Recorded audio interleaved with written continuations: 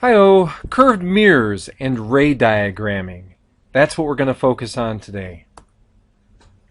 First off, we have two different types of mirrors that we're truly interested in, concave and convex. Concave mirrors can make both real and virtual images, and concave mirrors cause the rays to converge. So it's often called a converging mirror. So they can converge means come together. You can see examples of where we might use a concave type of mirror, from solar cooking to makeup mirrors to telescopes.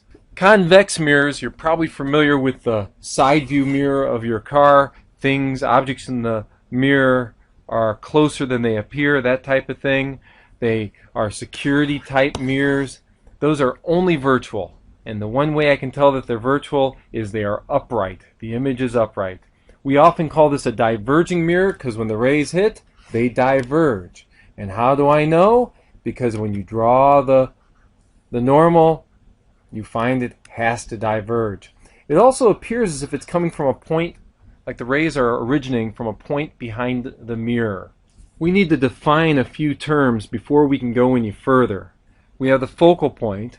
All the light when it hits the mirror appears to go through, in fact it does go through that point. And you can see it in my picture up at the top here. There's a place that's drawn twice the distance from the mirror called 2F, or sometimes it's called C, the center of curvature. 2F because it's twice the distance of the focal point, but C, center of curvature, because this could be the center of a circle and it could just continue that mirror around. When it comes to a convex mirror, I mentioned that the light appears to be coming from a place behind.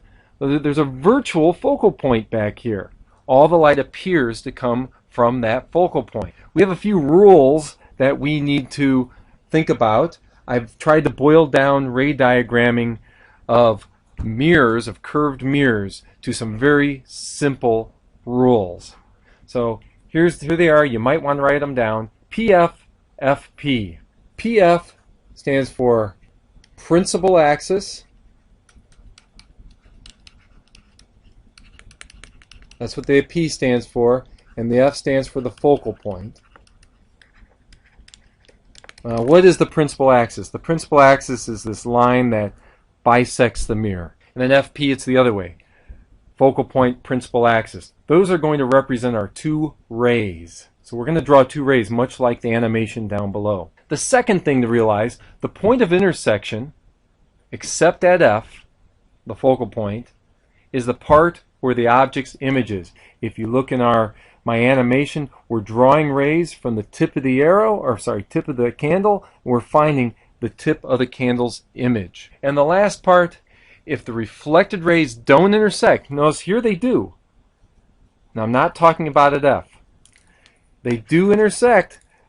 If they don't, we have to trace them backwards to the virtual side, and therefore we have a virtual image. Concave mirror, here we go. Let's draw a ray. Remember, it's PF is the first ray, so we're going to draw it parallel to the principal axis. So we're going to take it from the top of our object. I'm using an arrow because we can determine the direction of things. And then, so that's P, parallel to the principal axis, then F through the focal point.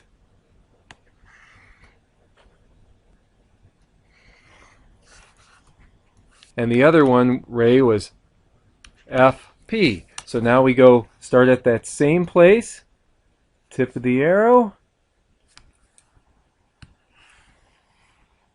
best you can to the focal point, and then parallel to the principal axis,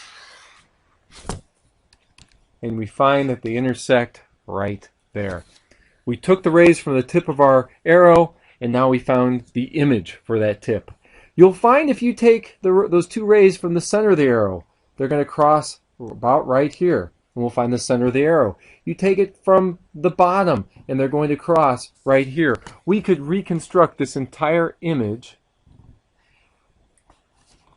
knowing that little trick, taking it from the farthest point from our principal axis. So there's our image. And look at it. It's inverted. it is bigger. Just measure it. It's bigger than, our image is bigger than our object. And it is real, because real images occur on the same side of the mirror as our object. We only drew 2 rays. That's all we needed. Now this is true anytime we draw it past the focal point. In fact, there's a trick to remember. If we had our object at C, our image will appear at C and it will be the same size. If we move our object past C, our image goes towards the mirror and it gets smaller. Keep that in mind and you'll never go wrong. What if our object is between the focal point and the mirror? Well, let's see. Parallel, hit the mirror, and then go through the focal point.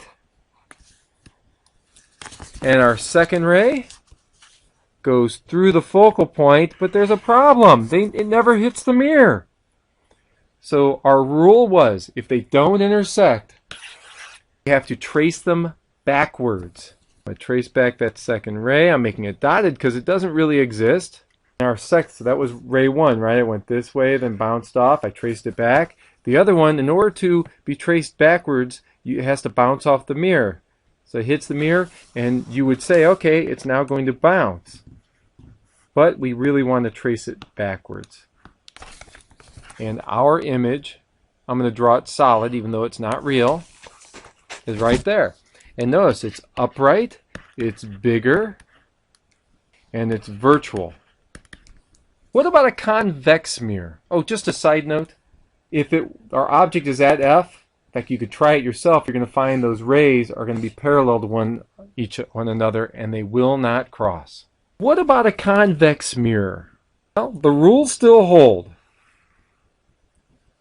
Parallel to the principal axis, but remember, this is a diverging mirror. The rays are not going to go through a focal point over here. But if you draw the normal and you measure the angles, you're going to find it appears as if it's coming from a focal point back over here. So that's our first ray, right? PF, only we talked about this focal point. And the other is FP. So we go towards that same focal point. And when we hit the mirror, we know it's going to reflect, but notice they don't cross. So we trace it back, and lo and behold, our image is over here. Notice it's smaller than our object. It's virtual, in other words, it's behind the mirror, and it's upright. Look in every type of security mirror, and your image always appears smaller, upright, and back into it.